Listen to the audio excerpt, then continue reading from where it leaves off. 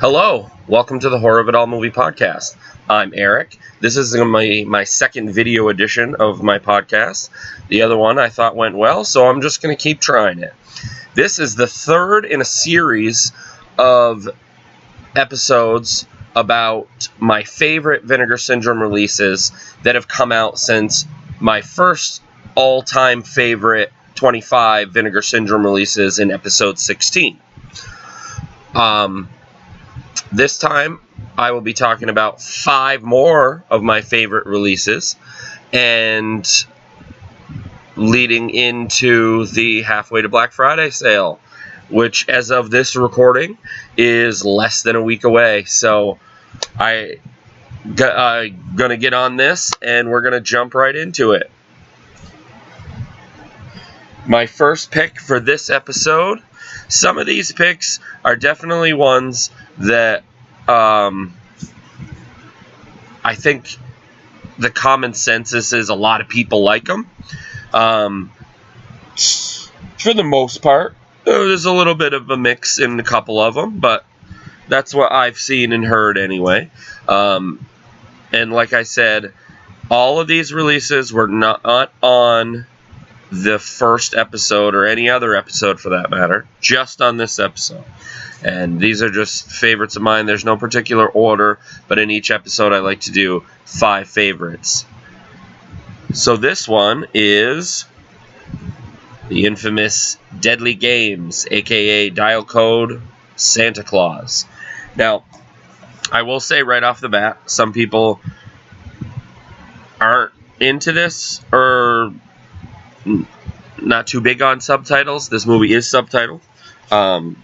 It is just, but even so, even for the people that are a little bit question marked on subtitles or not really into subtitles, they don't want to read or whatever, give this one a try. If you haven't seen this movie, I believe it's really, really good. I even got to watch it with Joe Bob on the last drive-in last year. But yeah, great slipcase. Really cool there. You can see that. And it is 4K, but it does come with a Blu-ray as well. So I will just jump right in here and read the synopsis. Young Thomas is obsessed with action movies and video games. So much so that when his mother is out, he delights in turning the sprawling mansion where he and his invalid grandfather live into a makeshift battleground. Concocting and setting elaborate traps. Home alone, grandfather aside, on Christmas Eve. Thomas is soon faced with an unexpected and very unwelcome guest. A department store Santa Claus, who is, in fact, a deranged maniac on the loose. Putting his skills into action, Thomas begins an all-out assault against the murderous Saint Nick, rather than risking his Christmas turning into something closer to Halloween. But yeah, I had personally never seen this, like a lot of Vinegar Syndromes, which is one of the biggest reasons why I love them. I love a lot of labels. I'm into a lot of labels, but man, the great thing with Vinegar Syndrome is, I swear, like, maybe 8 out of 10 times, yeah, that much. I don't know how. I've seen thousands of movies, but they always seem to get me for the most part. So I've never seen this movie, and I am very glad I did. I've watched it about 3 times now, including the time with Joe Bob. It's a good around Christmas time movie. It is not a family movie necessarily. This is the inside. And the reverse slip is there. Because another title, 3615, Code per Noël. But yeah, as I said, the movie is in French and it's subtitled, but definitely worth it. Vinegar Syndrome goes on to say, a dazzling mix of thriller, action, and horror, long rumored to be the unofficial inspiration for one of the biggest Hollywood blockbusters of the 90s, referring to Home Alone. Renee Mazur's Dial Code for Santa Claus, aka 3615, Code Pierre Noel, aka Deadly Games, aka Game Over. What is this, an Italian movie? It's not,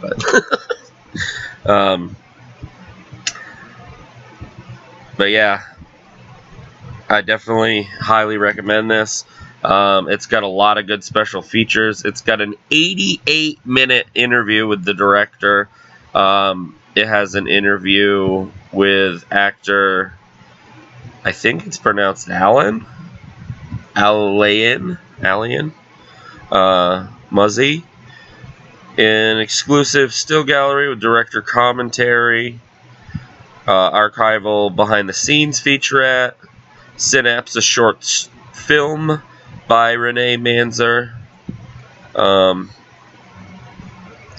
The Bonnie Raitt music video for the song Merry Christmas. That's quite the song.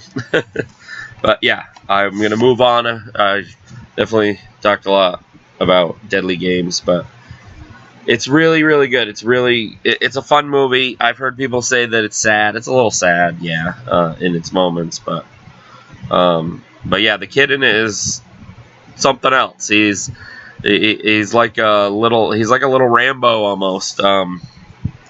And then it's a killer Santa Claus movie from there. So, yeah, Deadly Games. I don't know how limited this is. I'm pretty sure you probably can't get this, but I don't know. Yeah, it doesn't say. So I would assume you can still get this. This will probably be on sale if you can still get it. But yeah. My second one is a mixed bag. For some, I've always loved this fucking movie. It's kind of to the point. It's definitely, not the greatest acting in the world. I really do like the woman who plays the teacher. Some of the effects aren't bad, I don't think. But anyway, unfortunately, I do not have the slip. But I am talking about Splatter University. This is one, actually, that I had seen.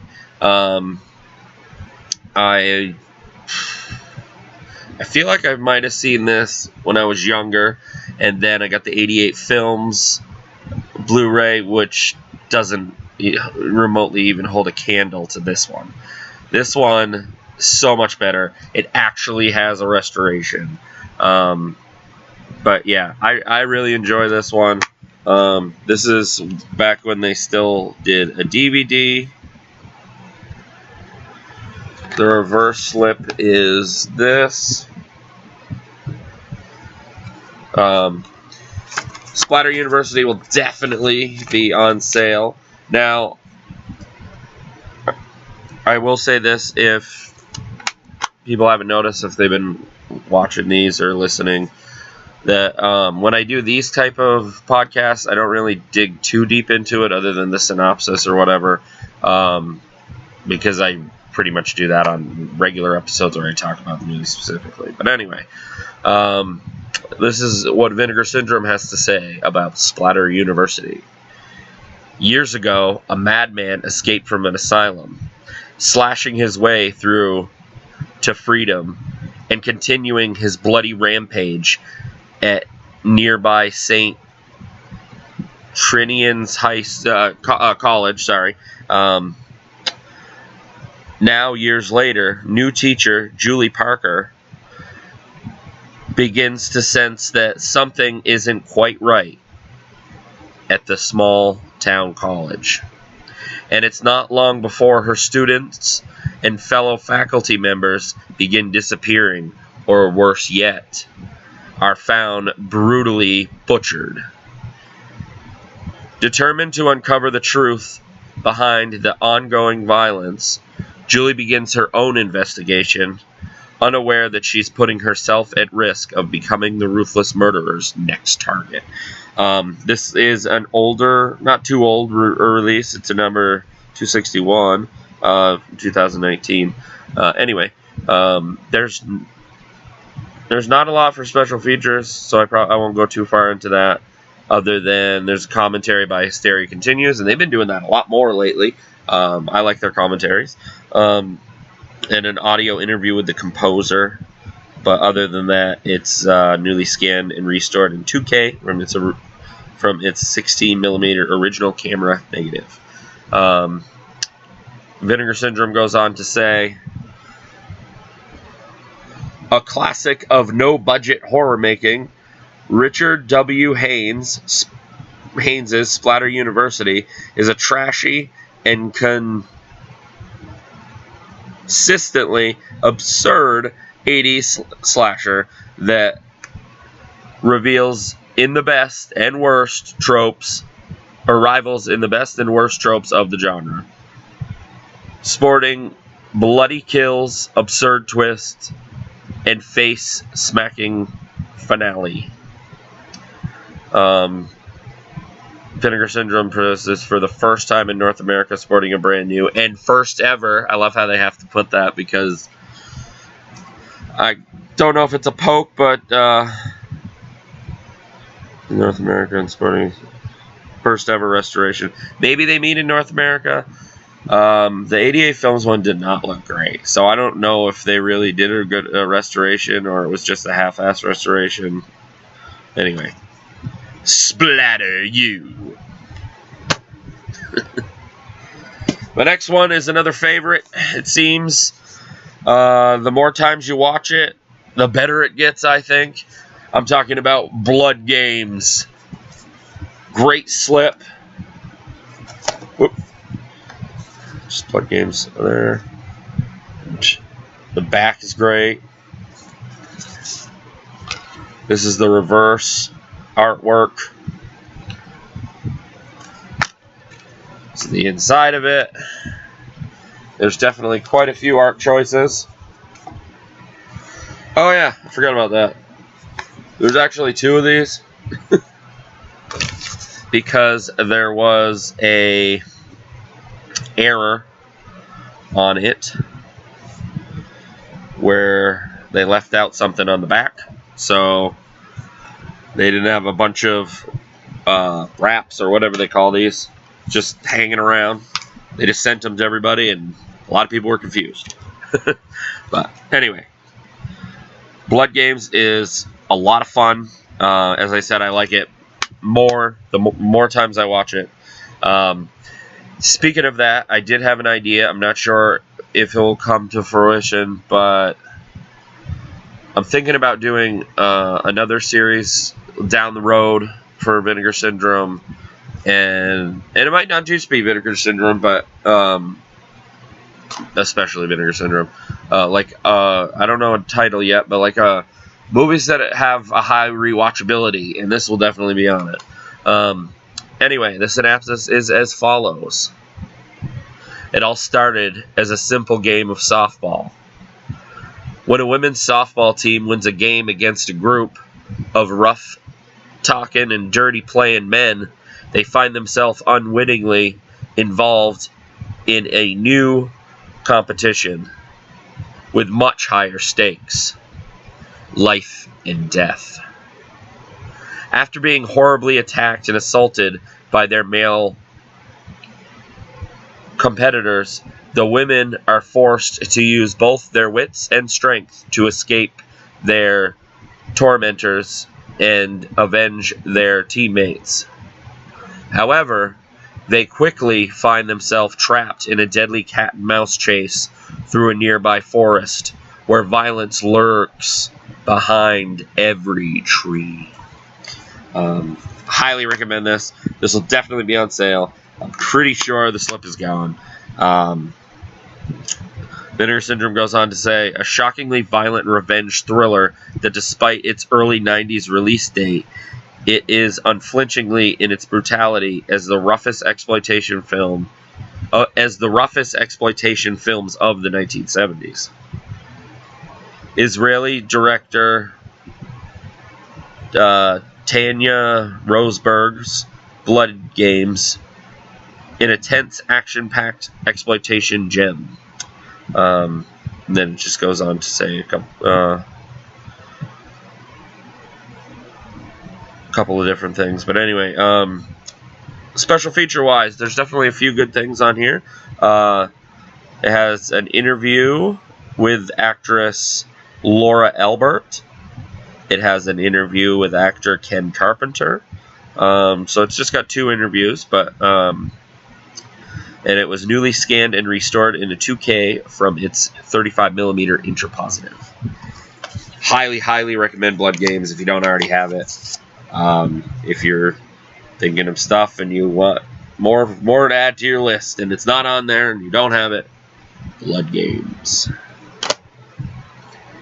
Next is another mixed bag for some, but I loved it. I watched it a couple of times. I've watched it in normal, 2D, and 3D. I am, of course, talking about Silent Madness. I had a lot of fun with this. I even watched it with my oldest son. He loved it. He loves 3D movies, so that's why. But I thought it was a lot of fun. A little silly at times. Some of the 3D effects are a little bit much, but I think it's a cool story. Not really much new territory, so to speak, for a slasher, but I really liked it. There's the side slip. That's the back. Whole other back now. He's out now. The terror has just begun. But yeah, Silent Madness. This is the reverse art. It's kind of like the slipcase artwork, just a little different. This is the inside. Got 3D glasses. You got 2 pairs. You can buy more of these in a pack, I believe. This is the, I'm guessing, original art. It's not great to me, so I definitely flipped it. And I am, I guess, a different guy, so to speak, with some people. A lot of people say they like original art more. I'm not comparing it with this. I'm just saying I'm mixed. I tend to like a lot of newer artists, like Joel Robinson does a lot of great stuff, and well, he's on t-shirts, but I was going to say Justin Osborne, he does some good stuff, but I like a lot of the new art. I really do. I mean, sometimes you can't beat the original, and then other times you kind of can. If you're wondering why there's 2 discs, it's because one's the 3D and 2D on it, and then the other one is the 3D for if you have a 3D TV. But the synopsis is as follows. When a glitch in a computer system at an asylum for the critically insane results in the release of the wrong patient, a giant in stature homicidal maniac named Howard Johns, who has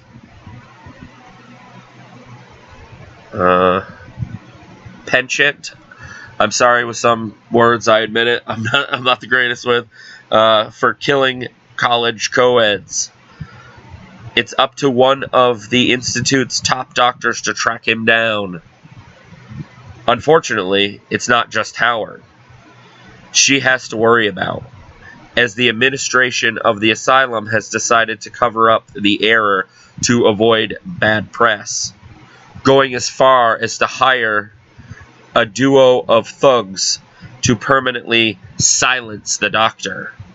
Soon enough, Howard finds his way back to the sorority house he once terrorized and sets out to murder the latest batch of newly, I don't know what that says, of we'll just say a batch of co-eds who have taken up residence in the stately manor. As I'm reading it, I'm just reliving it in my head, and I want to watch it again right now. I really, really, really, really, really like this movie. That was a lot of reallys. Sorry. Vinegar Syndrome goes on to say, one of the few slashers produced during the short-lived early 80s revival of 3D movies.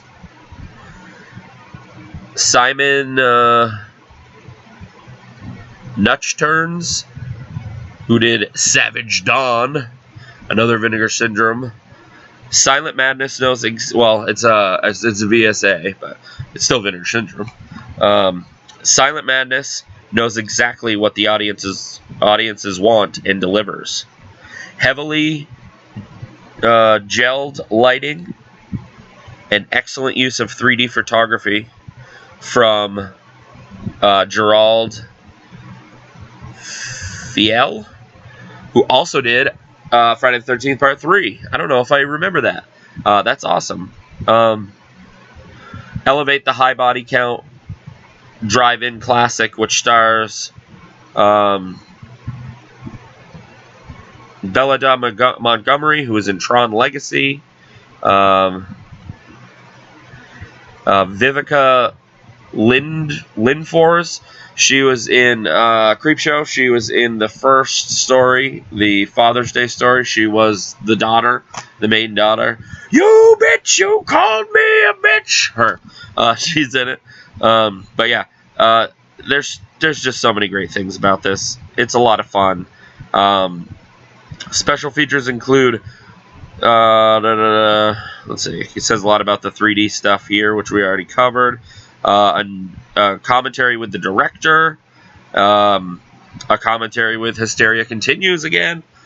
There's a 45-minute making of documentary featuring interviews from cast and crew. Great documentary. Deleted interviews from Method of Madness, which is that documentary. Silent Stalking Grounds, location featurette.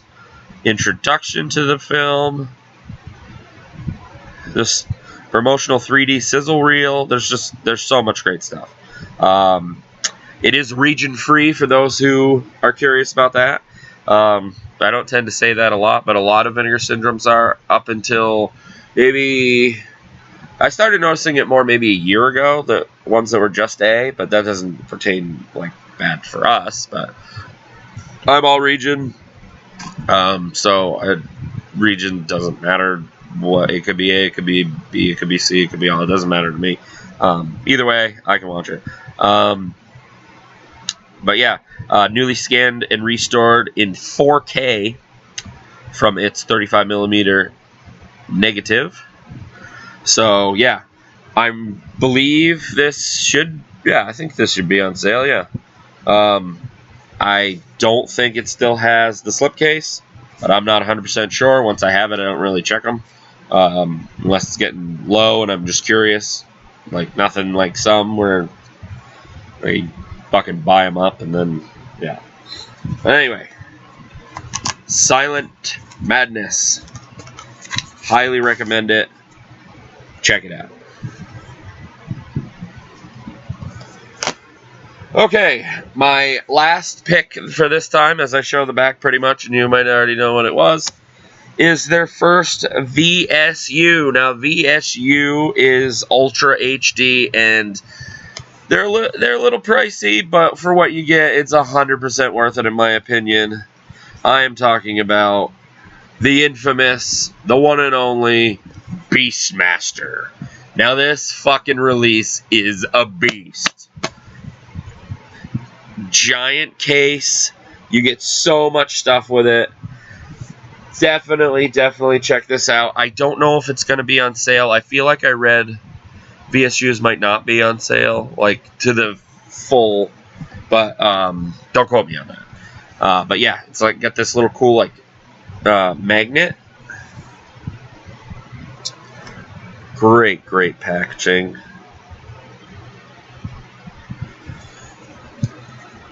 So you get the movie in 4K, and rest assured there's a Blu-ray in there for people who haven't gone 4K yet. I know there's still people that complain about that, like, why don't they do DVDs anymore? I'm not even to Blu-ray. I'm sorry. Like, if you love movies, you might want to just get with the times and just buy a raw region. Get right to it. But teach their own. Comes with a book. Some really cool stuff in there. Just kind of skim through a little bit. It's the inside of the box. Don Coscarelli of Phantasm fame is the director of Beastmaster. If you haven't seen Beastmaster, it may not be for everybody, but it's a lot of fucking fun, man. A lot of fun. So Vinegar Syndrome says about what Vinegar Syndrome has to say about Beastmaster is as follows.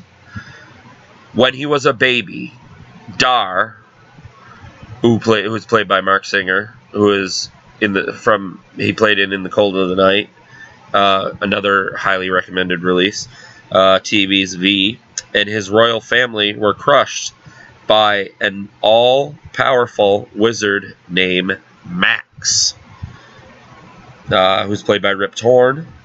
To prevent him from rightfully ascending as the leader of his people, stolen from his parents and about to be sacrificed, Dar is rescued by a kind villager who raises him as his own. While training with his adopted father, Dar realizes the curse has left him with a unique gift: the ability to telepathically communicate with all forms of animal life. Years later, Max returns with the help of a violent band of marauders known as the June, or Jun. I can't remember what that is. I can't remember how they say it. I might even be saying his name wrong, but it looks like Max with 2 A's.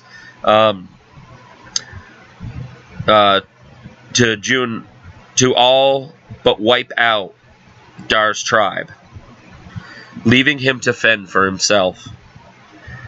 Accompanied by his animal and human friends, Dar sets out on a quest of vengeance to destroy Max and the Jun, or June. Can't remember how it's said. It's not like I watched this recently. I watched it when it came out. So I'm not sure what they're called. Anyway, returned to the land and before it's too late. It goes on to say, directed by legendary genre filmmaker Don Coscarelli, known for Phantasm, Bubba Hotep, John Dies at the End. Co-starring Tawny Roberts, who was in Sheena and Tourist Trap. John Amos, Coming to America, Rod Loomis. The Beastmaster is a thrilling mix of fantasy, action, and adventure with touches of horror.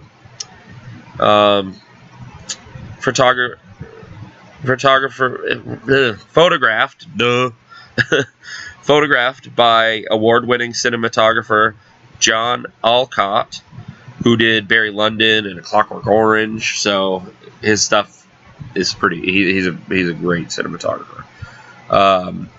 Featuring incredible production design, Vinegar Syndrome brings brings Beastmaster to 4K. Blah blah blah. If you don't have this yet, definitely check it out. The whole sword and sorcery type thing, if that's not for you, this might not be for you, but I still recommend it. There's a shit ton of stuff on this. They didn't hold out anything on here. Let's see. Brand new commentary with Don Coscarelli and writer-producer, moderated by filmmaker Joe Lynch. Archival commentary with Don Coscarelli and the writer-producer. So you got two with them, a new one and an old one. Those are on the 4K and the Blu-ray disc. But on the Blu-ray disc, which usually how it works, has a lot more special features. Beastmaster Chronicles, a brand new feature-length making-of documentary. The Saga of Beastmaster, an archive making-of documentary. Super 8 home movies. Man. Alternative, updated visual effects version supervised by the director. Outtakes, stills, promotion gallery, all that good stuff. But yeah, Beastmaster, check it out. Amazing case. It's kind of weird to go to what I'm going to go to for my honorable mention after this because it's a bit of a different, but hey, you know, everything's not the same here. My honorable mention is something that would be in one of these recommendations, but you can't buy it anymore. As far as I know, I don't remember if it ever went back to the website. If it did, awesome, check it out. If not, if you really want to, go seek it out. I'm talking about Disconnected. I haven't seen this movie since it came out from Vinegar Syndrome in 2017. But Disconnected, I thought was really, really good. Some people aren't too huge on it, which I don't understand. This is the reverse of the slip. Like when they wrote on the slip cases, usually they don't do that now, and usually it's just another picture. Completely different artwork. This is from the director Gorman Betchard. He directed Psychos in Love. Psychos in Love, we are psychos in love, we are psychos. Sorry. Completely different movie. Also highly recommend Psychos in Love. Totally check that out. I didn't say it in one of my 5 because, well, it's on my first favorite 25. This comes with a little booklet. It also has a DVD in it, when they still did that. The reverse is basically exactly the same as the slipcover. But yeah, Disconnected, I really enjoyed it. I really remember enjoying it. And I'll quickly read the synopsis for you. The synapse, yeah. The synopsis. The synapse. That's a company. No, yeah. I'll quickly read the synopsis. Alicia has been receiving strange phone calls in which loud and ghastly sounds echo through the receiver. Her relationship with her boyfriend Mike has hit a dead end, and Alicia fears she's having an affair with her twin sister, Barbara Ann. And all the while, a psychotic slasher is murdering young women with the police powerless to stop him. But then Alicia meets kind, nerdy Franklin. Will he be the man she's been searching for? Or will his own dark secrets destroy their newfound happiness? Gorman Betchard's directorial debut, Disconnected, is a low-budget regional slasher oddity that subverts genre expectations, leading to a brutal and unsettling finale. Never officially released on DVD, Vinegar Syndrome brings this underseen gem of the early 80s horror to Blu-ray. There's a ton of special features on it. There's a commentary with the director, and with actor, I can't remember how to pronounce his last name. I was friends with him on Facebook. Carmine Caponenco. I can't remember his last name, and I feel so bad. He just died recently, which was very sad. He's the star of Psychos in Love. But there's a lot of stuff on here with him, as well as Psychos in Love special features. There's an interview with the director. There's an interview with Carmine. There is director introduction, short films, 20 questions, featurette with a Q&A, a booklet, which you saw. Yeah, if you can come across this, awesome. Like I said, I don't think it's still available. I think it was completely sold out, like out of print. But I don't know. I have a feeling that it went back on the site. I don't know why. I could be thinking of something else. But yeah. Anyway, Disconnected. Highly, highly recommend this. Rest in peace, Carmine. So, that was the third of the 6 episodes of my Vinegar Syndrome series of favorite Vinegar Syndrome releases that were not talked about in the first podcast, which I kind of broke that rule a little bit, talking about Cycles of Love, but hey, it's okay. It's my thing, so it's fine. Anyway, this has been the Horror of It All Movie Podcast. I'm Eric. Until next time.